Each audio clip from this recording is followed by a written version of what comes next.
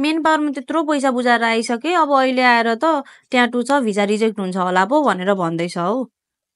अगाडि त फेरि जब लगाइदिन्छु यो गरिदिन्छु भनेर भन्यो, अब अहिले आएर हुँदैन रिजेक्ट हुन्छ होला भनेर भन्दैछ। कस्तो दोधारमा पार्दै, म त के गरौँ गरौँ भयो, दिक्क भइसक्यो म त। के तपाईहरूलाई पनि यस्तै सुनाइएको छ त? ट्याटु छ भने भिजा लाग्दैन, मेन पावर बिना दुबई आउनै मिल्दैन, या त फेरि इन्टरभ्यू फेस नगरिकन कामै पाइँदैन।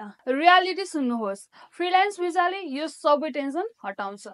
Tattoo no problem, interview optional, man power no need, visa तपाईको नामको, काम पनि तपाईले चाहे अनुसारको, नो मिडलम्यान, नो झन्झट, नो स्क्याम, डाइरेक्ट नेपालदेखि दुबई। तपाईहरू पनि यो भिजामा आउन चाहनुहुन्छ र यसको फाइदाहरू उठाउन चाहनुहुन्छ भने मलाई आज सम्पर्क गर्नुहोस् या त मेरो कमेन्टमा गएर फ्रिल्यान्स भिजा लेख्नुहोस्।